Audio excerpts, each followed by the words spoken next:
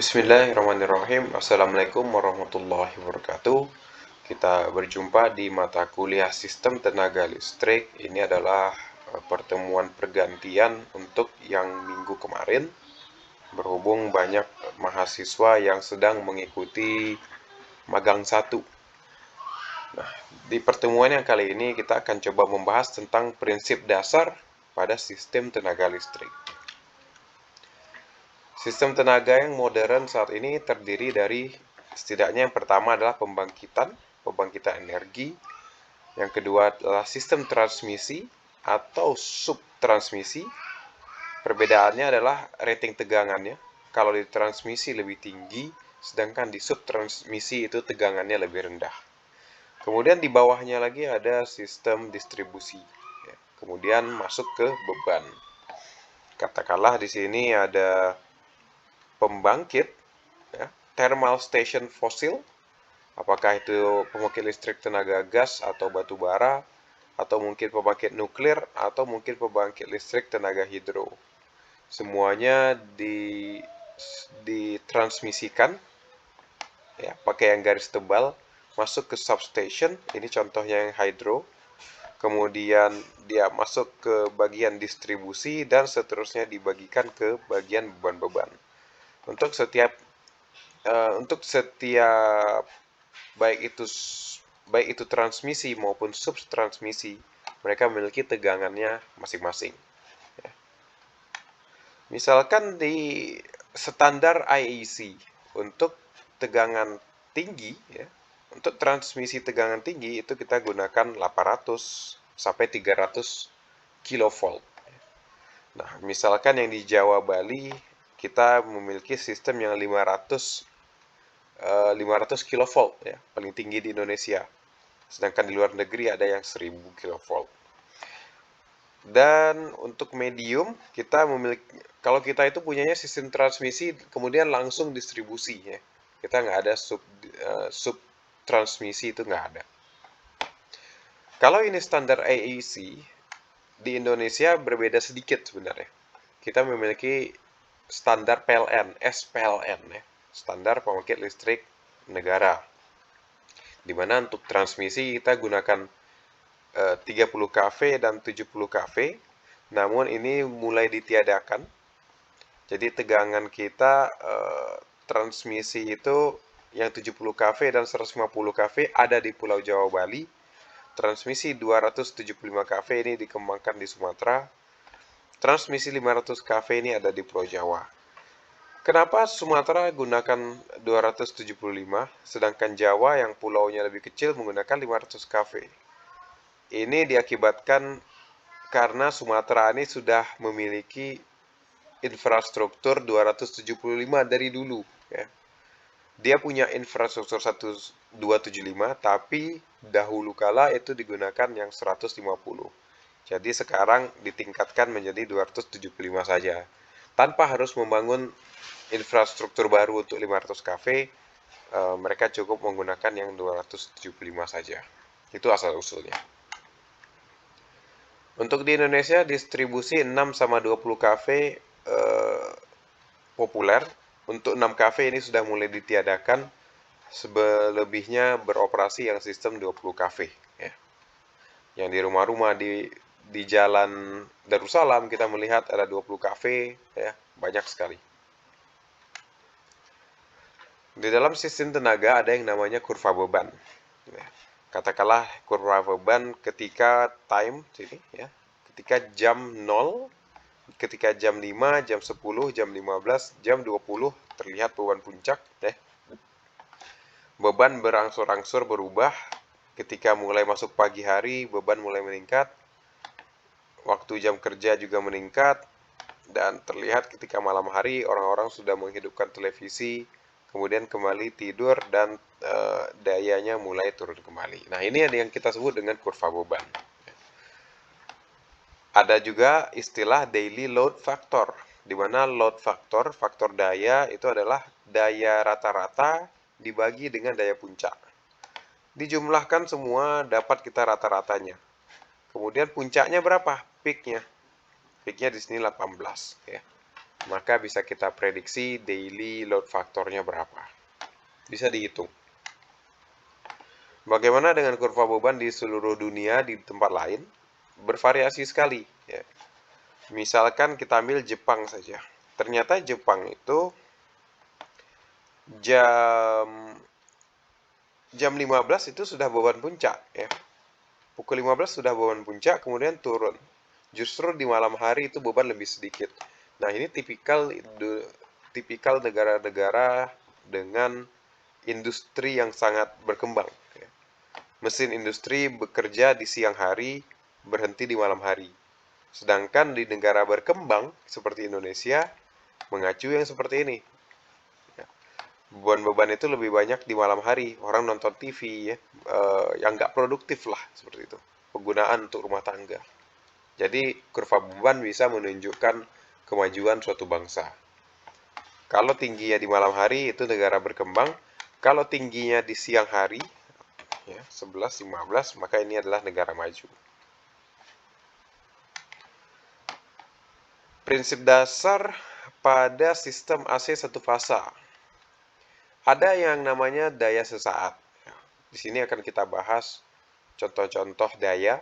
Yang pertama daya sesaat. Katakanlah ada satu daya sebesar VT memberikan arus kepada suatu beban. Nggak tahu kita bebannya apa di sini.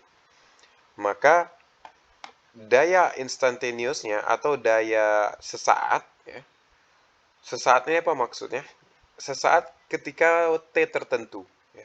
Apakah ketika waktunya 0, apakah ketika waktunya 0,1 second, 1,2 second, 3 second, dan seterusnya. Terserah mau berapa. Ya. Tegangannya, itu tegangan yang diberikan adalah tegangan sinus, maka Vm dikali cos omega T ditambah theta V. Nah, ini adalah rumus sinusoidal biasa. Ya.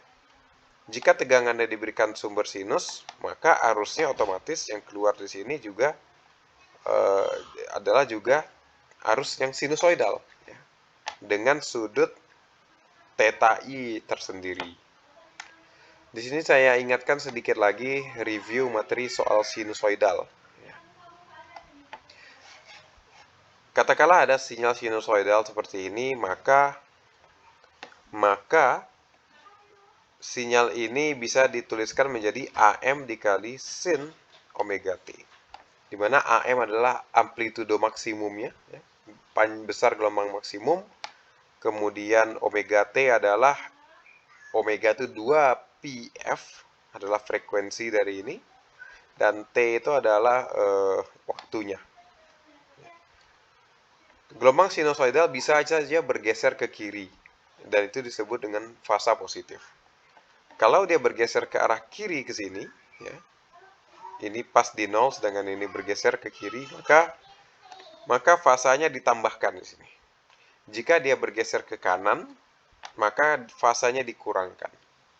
Ini yang kita sebut dengan fasa positif, dan ini kita sebut dengan fasa negatif.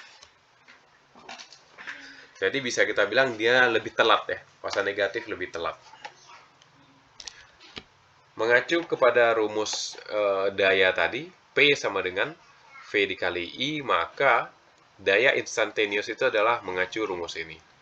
V maksimum dikali I maksimum dikali dengan cos omega T, ya, dan seterusnya. Kalau kita jabarkan rumus tadi dengan aturan trigonometri, maka bisa kita pecah dia menjadi rumus ini, di mana PT sama dengan V magnitude V dikali dengan magnitude I dikalikan dengan cos theta, dan ini dalam kurung ya, seperti ini. Energy flow into the circuit. Bagian daya instantaneous yang mengalir ke sirkuit adalah yang ini. Ini hasil jabaran tadi ya, hasil jabaran trigonometri. Kemudian energi yang ada juga energi yang bisa kita bilang dia dipinjam kemudian dikembalikan lagi ke sistem. Itulah yang kita sebut dengan daya reaktif. Energi yang reaktif artinya apa? Bereaksi ya. Ketika dipinjam kemudian ditembak balik ke bagian sirkuit. dipinjam dan dikembalikan. Itulah energi reaktif. Di sini ada magnitude V. V itu apa? Magnitude V? Magnitude V adalah V maksimum dibagi dengan akar 2. Sama juga dengan I magnitude adalah I maksimum dibagi dengan akar 2.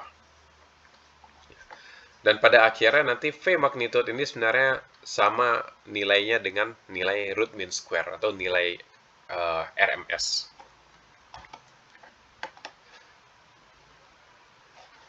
Theta di sini, theta V, ya.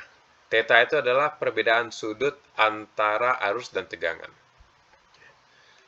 Jika theta itu positif, maka bebannya kita sebut dengan beban induktif. Apa itu beban induktif? Contohnya motor listrik. Kemudian theta itu pun bisa negatif jika kita berikan kapasitansi yang negatif. Contohnya apa? Beban-beban yang kapasitif. Contohnya kapasitor bank. Dari rumus daya instantaneous ini bisa kita jabarkan dua hal. Yang pertama yang di kiri ini dan yang di kanan. Yang kiri ini kita sebut dengan daya aktif, P. Yaitu magnitude V dikali magnitude I dikali cos pi. Sedangkan Q adalah daya reaktif, yaitu magnitude V dikali magnitude I dikali sin theta. Bedanya di mana? Bedanya cuma di antara aktif dia menggunakan kosinus, reaktif dia menggunakan sinus. Kalau digambarkan, V adalah gelombang yang ini, ada labelnya, dan I adalah yang ini. Maka daya rata-rata itu ada jatuh di tengah sini, di garis ini, average power. Sedangkan daya RMS itu ada di atasnya sedikit, di sini, sekitar sini. Ini disebut daya aktif, ya, dan ini disebut daya tampak. P aja, kalau P saja, ya, satuannya dalam volt ampere, maka itu adalah daya tampak. Sedangkan kalau satuannya dalam watt, ya, seperti ini, P, daya aktif itu dalam watt, dan Q ini dalam volt ampere reaktif. Kemudian yang sering kita dengar adalah faktor daya. Faktor daya itu adalah cos pi, ya. Tidak lain dia adalah perbedaan sudut antara arus dan tegangan. Ketika bebannya itu adalah reaktif, maka cos pi bernilai 1. Ketika suatu beban memiliki nilai induktansi dan kapasitansi, maka nilai cos pi-nya pasti kecil dari 1. Ada contoh sini, jika digambarkan, ya, ada suplai tegangan besarnya adalah Vt sama dengan 100 cos omega T. Dan bebannya induktif, di mana impedansinya besarnya adalah 1,25 dengan sudut, ya, adalah 60 derajat. 60 derajat. Apa maksudnya sudut ini? Maksudnya adalah perbedaan arus dan tegangannya pada beban ini. Karena bebannya memiliki nilai impedansi, berarti memiliki induktansi dan kapasitansi, maka arus dan tegangannya tidak sefasa. Kalau ini adalah tegangan yang Fm cos omega T tadi, maka arusnya terlambat, ya. Arusnya terlambat. Ini diakibatkan oleh bebannya tadi yang memiliki nilai induktansi. Dan antara nilai V dan I, ini ada perbedaan A sudut sebesar 60 derajat. Ya. Ambil puncaknya berapa, ambil puncak ini berapa. Nah, itu kira-kira jaraknya ada sebesar 60 derajat. Ya. Dari puncak ke puncak saja ukur. Puncak ini dan puncak ini. Ini kan kira-kira 60 derajat, ya. Dari sini. 60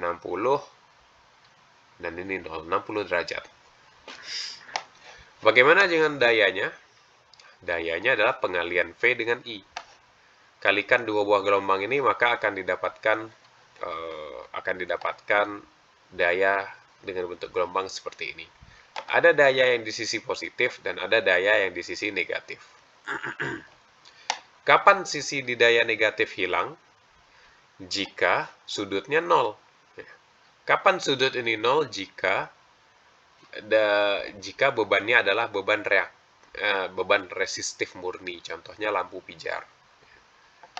Nah, makanya di sini ada daya yang negatif, dan ini adalah yang daya reaktifnya itu tadi.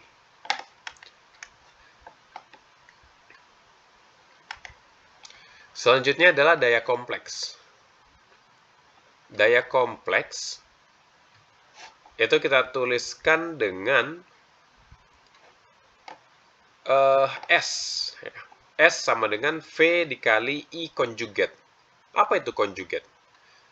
Kalau daya itu kan selalu tegangan dikali arus. Nah, untuk daya kompleks adalah simbolnya S. Itu sama dengan V dikali I konjugat. Di mana I konjugat ini adalah kebalikan dari nilai I sebenarnya. Di sini ada contoh. Jika nilai bilangan kompleksnya adalah A ditambah BI, maka konjugatnya adalah A minus BI. Yang kita kembalikan adalah bagian kompleksnya. Maka jika V-nya adalah V magnitude dikali sudut theta V, dan I-nya adalah magnitude I dikali theta I. Kedua ini kalian kalikan, sehingga dapatlah rumusnya jadi seperti ini. Ya. Magnitude dari S itu apa? S magnitude itu sebenarnya hukum Pitagoras. Ya. Berapa P kuadrat? P dikuadratkan ditambah Q dikuadratkan kemudian diakarkan. Dan S magnitude ini adalah daya tampak, ya. Apparent power, daya tampak. Jadi apa kesimpulannya? Daya kompleks yang kita cari magnitudenya adalah menjadi daya tampak, apparent power. Dari tadi kita bicara perbedaan sudut. Jadi kalau kita gambarkan bentuk fasornya, ini adalah fasor tegangan dan ini adalah fasor arus. Tegangan dan arus dia satu garis jika bebannya resistif. Jika tidak, maka dia pasti akan beda. Yang arus kecil sedikit atau yang arus lebih besar, seperti yang di bawah. Ini arusnya lebih besar ya, sudutnya, dibanding yang ini. Kemudian, jika kita gambarkan segitiga dayanya, maka S itu ada di sini, P itu adalah bagian sumbu X, dan Q itu adalah sumbu Y. Dan sudut antara S dan P itulah theta. Dan theta itu juga tidak lain adalah perbedaan sudut antara arus dan tegangan dari suatu rangkaian. Jika dia leading atau bebannya induktif, maka S itu akan berada di posisi seperti ini. Ya. Sudutnya positif. Jika bebannya adalah kapasitif atau power faktornya leading, maka sudutnya akan menjadi negatif. Apa maksudnya leading, lagging? Lagging itu artinya terlambat. Ya. Lagging itu terlambat. Apa yang terlambat? Arusnya. Duluan tegangan daripada arus. Ya.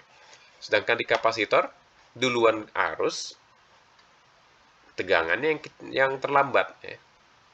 Jadi istilah lagging sama leading ini dikhususkan untuk arus. Arusnya adalah arusnya lagging seperti ini. Kalau arusnya leading adalah seperti ini.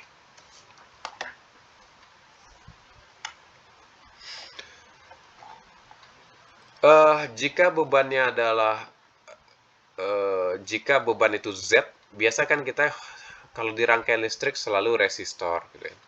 Nah, di sini V sama dengan I dikali R, ya, rumus Ohm. Sedangkan untuk di aliran daya kompleks, kita menggunakan Z. Z ini sama saja, R juga. Tapi Z ini adalah, di dalamnya sudah terkandung resistor, induktor, dan kapasitor. Impedansi dari bilangan daya kompleks, ya, maka bisa dituliskan pada seperti rumus ini. Z itu sama dengan V kuadrat per S konjugat. S ini punya sudut, maka kita gunakan sudut konjugatnya atau kebalikannya. Jika S adalah 60 sudut 20, maka di sini adalah S konjugat 60 sudut min 20.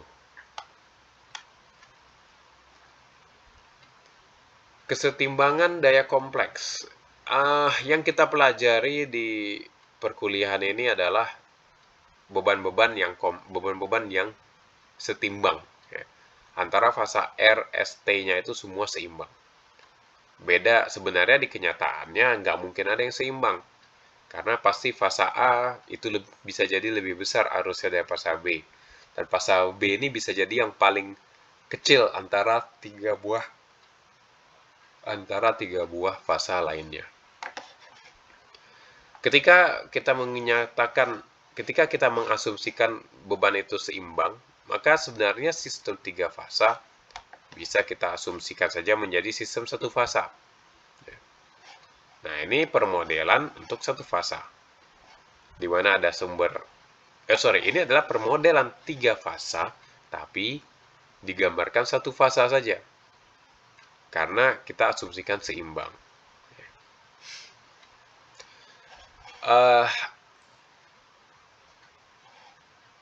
Ini contoh gambar beban paralel. Ada satu daya diberikan arus kepada tahanan dan juga diberikan arus kepada tahanan R dan induktor, dan ini adalah tahanan dan kapasitor.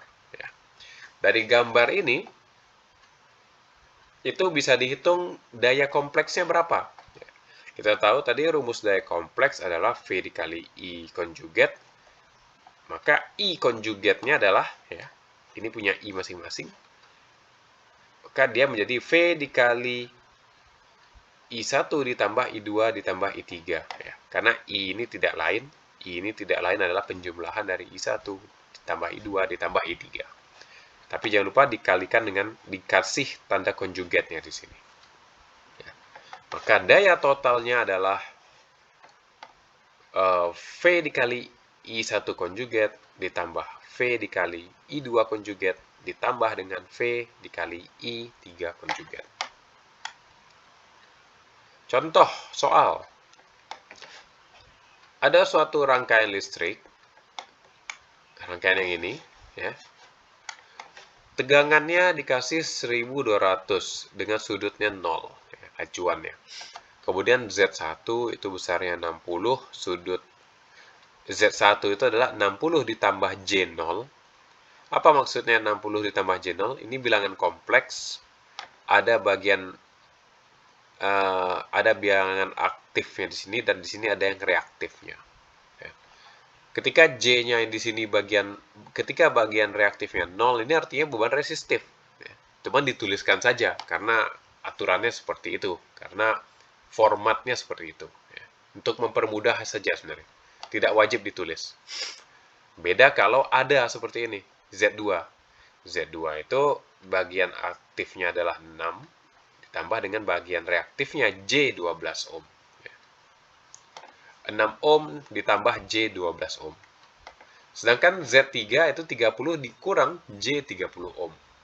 Ini adalah beban induktif. Z2 beban induktif, Z3 adalah beban kapasitif. Lalu pertanyaannya, berapakah besar daya yang diserap oleh setiap beban dan juga berapa totalnya? Sesuai dengan rumus yang tadi, cari dulu I-nya berapa, ya. Cari besar I di sini berapa. Tegangan udah tahu kita. Di sini tegangannya 1200, maka di sini tentu 1200 juga. Ini juga sama dan ini juga sama.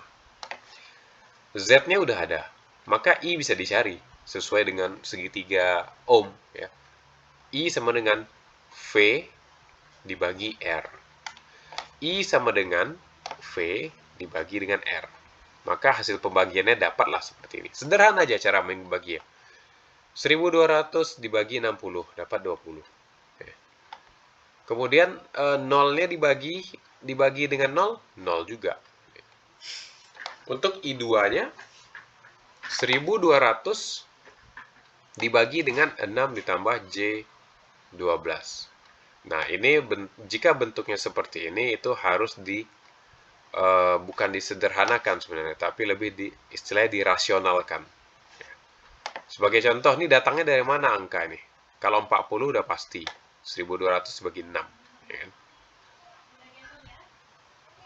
Kemudian, eh, kemudian ini datangnya dari mana minus 80? Nah, ini bisa kalian ubah bentuk ini, ya. Itu menjadi seperti ini, cara pengerjaannya. A ditambah B1-nya ini pindahkan, ya, dikalikan dengan A minus B1, A minus B1. Kemudian selesaikan, coret-coret, sehingga dapatlah nanti hasil akhirnya seperti ini. Yang A dibagi, oke, ini akhirnya ya. Kemudian setelah itu dapatlah S1-nya. S1-nya adalah V dikali I konjugat. I di sini berapa? 20 tambah. Ya. I di sini 40 dikurang. Makanya di sini yang untuk S2 itu 40 ditambah 80. Ini konjugatnya. Maka sudah didapatkan S1, S2, S3.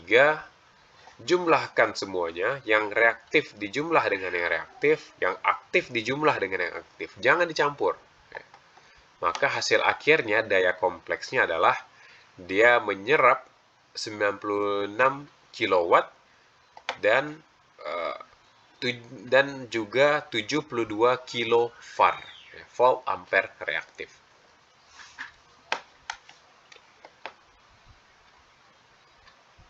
Kalau kita gambarkan bentuk fasornya, ini gambar ini sebenarnya sama dengan gambar yang tadi, yang ini, I1, I2, dan I3.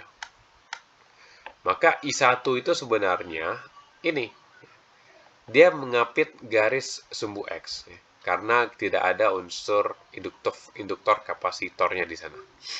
Sedangkan S2 itu ke atas karena dia memiliki unsur induktansi. Maka dia jadi lagging. Ya. Sedangkan untuk S3 yang memiliki kapasitor itu arusnya leading, ya. Di sini harusnya leading, memimpin. Dan dia pun arah fasornya ke bawah. Kemudian bagaimana cara dapat S total resultannya? Nah, ini hanya penjumlahan faktor saja. Vektor. Vektor ini ditambah vektor ini ditambah vektor ini, dapatlah ini dia. Ya. Atau arusnya kalian jumlahkan semuanya, dapat arus total. Dari arus total ini dipakai ke rumus ini, konjugatkan dia. Yang tadinya minus sekarang menjadi plus, dan dapatlah hasilnya sama saja. Daya kompleksnya juga bisa dituliskan seperti ini, ya, di mana daya kompleks 1 sama dengan magnitud V dikuadratkan dibagi dengan Z konjugat 1, ya. V Z1 konjugat. Hasilnya pun sama saja. Tinggal mana yang kalian mudah mengerjakannya. Nah, ada istilah power factor correction. Tadi kita udah bahas, power factor itu kalau bebannya resistif murni, maka power factornya 1. Kalau bebannya memiliki induktansi dan kapasitansi, maka power factornya itu menjadi lebih kecil dari 1. Makanya daya reaktif ini dia mengakibatkan rugi-rugi. Makanya di sini kalau di sini, ya, kalau di industri daya reaktif itu perlu dieliminasi. Tujuannya adalah karena industri membayar nilai Q ini, nilai VAR ini. Ya. Sedangkan kita di rumah-rumahan, kita hanya menggunakan yang watt saja. Nah, apakah kalian pernah melihat alat penghemat listrik seperti ini? Ini sebenarnya tidak begitu bermanfaat untuk digunakan di perumahan. Karena dia hanya mengeliminasi Q. Ya, mengeliminasi daya Q ini. Sedangkan kita tidak menggunakan Q itu. Memang nggak dibayar. PLN hanya menagih kita daya P, ya, daya dalam watt. bukan dalam Q. Beda dengan industri. Kalau industri Q ini dibayar, Q ini pun harus dibayar, P pun harus dibayar. Makanya di industri lebih penting menggunakan alat penghemat listrik yang disebutkan di iklan-iklan itu. Yang tidak lain isinya adalah kapasitor juga. Nah, untuk di industri contohnya, ini saya gambarkan segitiga dayanya. Ya, di sini P-nya dan di sini Q-nya. Ada kalanya kita ingin suatu industri ingin menurunkan Q-nya ini dari garis di sini, ya, dari Q yang ini menjadi Q-nya di sini saja. Akibatnya apa? Dari S-nya daya tampaknya sebesar ini berkurang menjadi sebesar ini. Ya, ini kan lebih panjang kan daripada ini. Nah, makanya dengan memperbaiki power factor, S itu semakin lebih kecil. Daya tampaknya semakin lebih kecil. Contoh, ada dua buah beban dirangkai seperti ini. Yang ini 100 ohm dan yang ini 10 ohm. Dan ini adalah 20 ohm. Ternyata didapatkan daya tampaknya yang ini. Nah, pertanyaannya sekarang, berapakah harus saya pasang kapasitor di sini agar daya tampaknya itu turun menjadi segini, atau Q-nya menurun menjadi segini. Nah, yang pertama harus kita cari, dari persegi pertanyaan, carilah total energi aktif dan energi reaktifnya, carilah faktor dayanya, dan juga total arusnya berapa. Untuk mencari arus 1 dan arus 2, ya, I1 dan I2, aturan hukum Ohm saja, I sama dengan V dibagi R. Nah, makanya di sini I sama dengan 200 dibagi dengan 100. Dapatlah 2 ampere dengan sudut 0. I2 pun demikian, didapatkan 4 dikurang J, 8. Daya apparent power-nya berapa? Daya kompleksnya berapa? Daya kompleks 1 itu adalah V dikali I1 konjugat. Balikkan ya. Yang tadi positif jadi negatif. Cuman karena di sini 0 ya nggak ada efek apa-apa. Ya. Beda dengan yang di bawah. Kalau yang di bawah ini dia minus J8 itu menjadi plus J8. Setelah didapatkan daya kompleksnya, jumlahkan. Maka total daya tampaknya adalah, ya, oke, ini daya kompleks, ya, ini kompleks, dan ini daya tampak. Daya tampaknya adalah S sama dengan P ditambah J. Jumlahkan, 800 ditambah 400 jadi 1200. 1600 ditambah 0 menjadi tetap 1600. Jika bentuk kompleks ini diubah menjadi bentuk polar, ada sudut, berubahlah dia menjadi seperti ini. Gimana caranya nih? Ini kan, ini P, ini Q, ini adalah S, ya, dengan sudutnya 53. Kalau kita gambarkan segitiga dayanya, mana dia segitiga daya, maka ini yang P, ini Q, dan ini yang S tadi, dan ini sudutnya yang 53 tadi. Ini yang 2000, S-nya 2000. Ya. Pitagoras saja. Ini sebenarnya rumus Pitagoras nih. Nih, 2000 ini datang dari mana? Pitagoras. Ini dikuadratkan, tambah ini dikuadratkan, kemudian diakarkan. Dapatlah 2000. Ini sudutnya gimana? Carinya pakai cos pi. Ya. I sama dengan S konjugat dibagi V konjugat. Nah, ini arusnya ya. 2000 dengan sudut minus ini dibagi dengan 200. Daya dibagi dengan tegangan. Dapatlah arus totalnya 10 ampere. Ya. Maka power factor di sumber sekarang adalah 0,6 lagging. Atau dalam cos P-nya adalah cos dari 53,13 adalah 0,6. Kemudian dari soal yang sama, kita ingin mengkoreksi power factornya. Ya. Ingin mengkoreksi power factornya. Gimana caranya agar Q-nya turun? Carilah kapasitansi yang harus dipasang di beban sehingga mengimprove power factor itu menjadi 0,8 lagging. Dari yang sebelumnya 0,6 lagging, kita butuh mengangkat 0,2 lagi. Maka caranya adalah total daya aktifnya udah tahu, tadi kita cari 1200 dari sini, ya. Ini 1200. Kita mau dayanya itu tetap 1200 pada power factor 0,8. Maka sudutnya bisa kita cari. Sudut yang kita inginkan sekarang adalah 36,87 pakai aturan Cosby. Pertanyaannya adalah berapakah Q yang harus kita berikan jika kita punya sudut sekian. Nah, ini aturan Pythagoras lagi. Ya, kalian buka-buka Pythagoras pasti kalau P-nya 1200, sudutnya 36, berapakah Q-nya? Tentu Q-nya adalah 900 var. 900 ya. Nah, pertanyaan selanjutnya adalah berapa yang dikoreksi dari yang tadi ini kenapa 1600?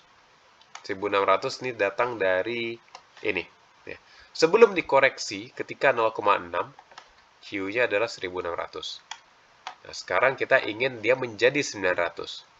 Untuk menjadi 900 maka harus kita berikan var lain sebesar 700 var. Pertanyaannya sekarang, kalau mau memberikan 700 var, kapasitor berapa farad harus kita berikan?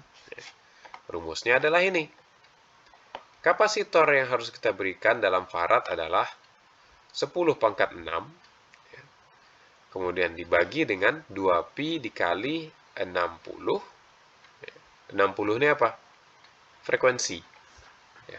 Kebetulan di sini yang dipakai adalah frekuensi 60 Hz. Ditulis di sini 60 Hz. Ya. Dan dikali dengan sudut 57,14. Sudut yang baru yang tadi. Ya. Itu. Maka didapatkanlah kapasitor yang baru adalah 46,42 mikrofarad. Tambahkan kapasitor sekian, maka sistem kita akan meningkat power factor-nya menjadi 0,8.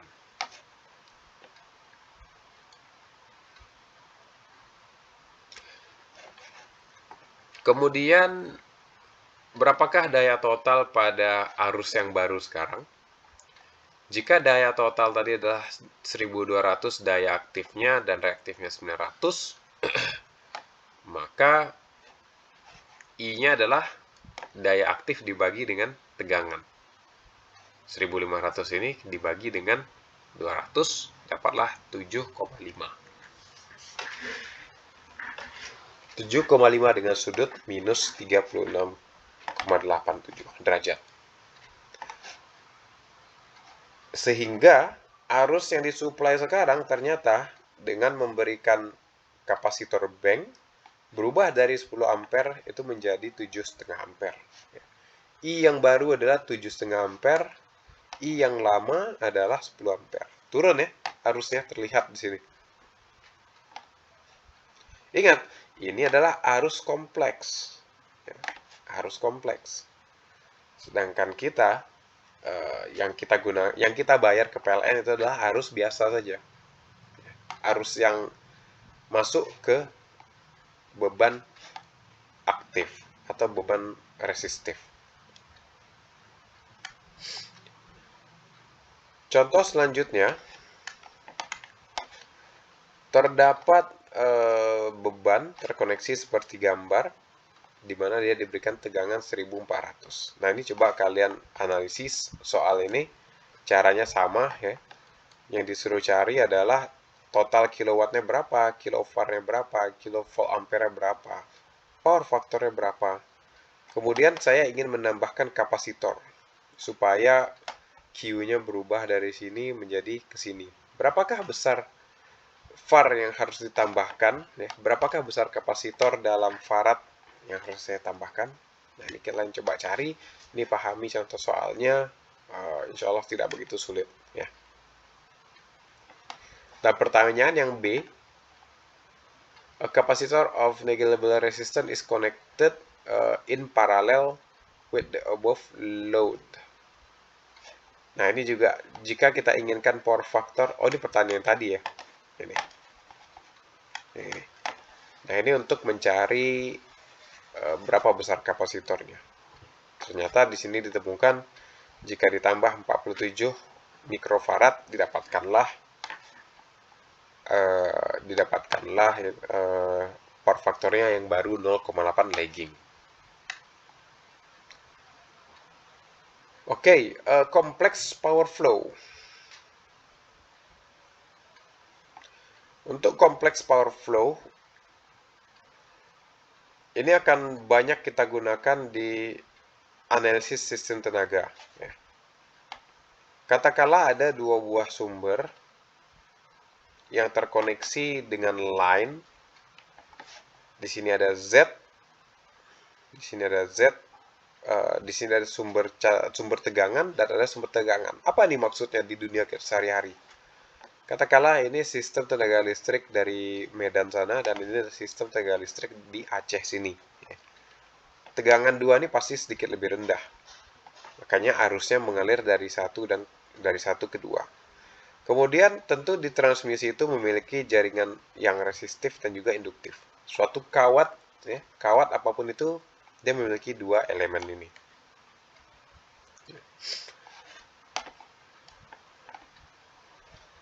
Nah, untuk bagian ini, untuk kompleks power akan saya lanjut di perkuliahan selanjutnya. Mungkin saya akhiri sampai di sini dulu. Sampai jumpa di video selanjutnya. Assalamualaikum warahmatullahi wabarakatuh.